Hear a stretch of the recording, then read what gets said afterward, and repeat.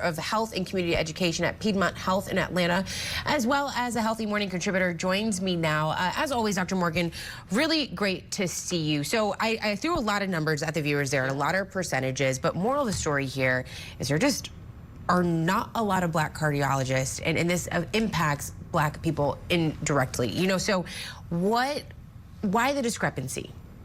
You know, there are not a lot of Black cardiologists. It's a highly specialized field, and it requires a long time for training. Right. After high school, it's another 15 years after high school. So you graduate high school, you're not even halfway there. And so that deters quite a few people. But we have to also look historically at what has happened. Back in 1868 to 1904, we had 7 historically Black medical schools in this country. And then, unfortunately, the American Medical Association partnered with the Carnegie Foundation, who hired a man named Abraham Flexner to do a review of the medical schools here in the United States. At the time, we had about 155 medical schools in the United States.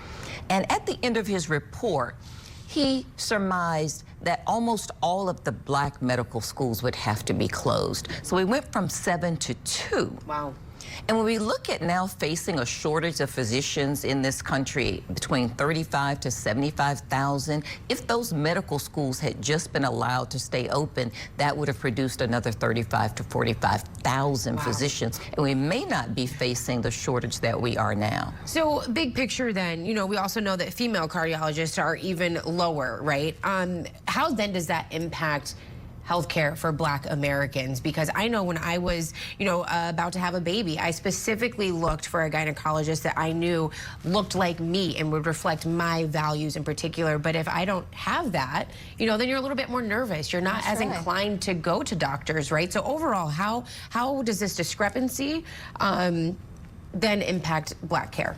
Yeah, and such an excellent question. What we know is that female patients who are seen by female physicians actually fare better. And here's the caveat. Male patients who are seen by female physicians also do better.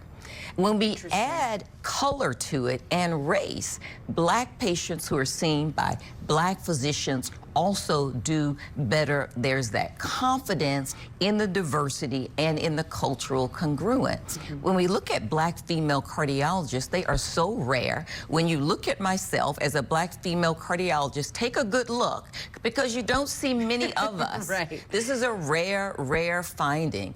And we need to begin to encourage more women and people of color to pursue this long, arduous career path, because we actually need that. How do you do that, though? Because I imagine, like you said, 15 years. So even if that initiative starts today, you're not going to see the results of that for 15 years, right? So how do you even get that conversation started? And to encourage people and to bring down some of the barriers. It is still very much dominated by white males. And that Flexner report, even though it was all the way back in 1904, by 1920, most of those medical schools had been closed, and we are still feeling the impact of that right now in 2024 from a report that largely was criticized for supporting systemic racism and gender bias.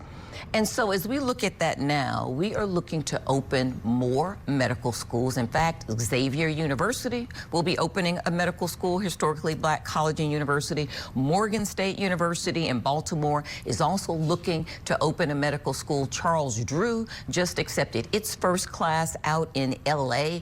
And so as we look at historically Black colleges and universities, we are trying to get back to where we were more than 100 years ago to see if we can still begin to educate, because we do face barriers in acceptance and in training. Wow. Well, that is hopeful to hear. Yes. And I certainly hope that those changes are felt. Dr. Morgan, always good to see you. Thank you for coming on the show. Thank you. We're wearing your red, of course, for heart health. Heart health. There you go. All right, we'll be right back.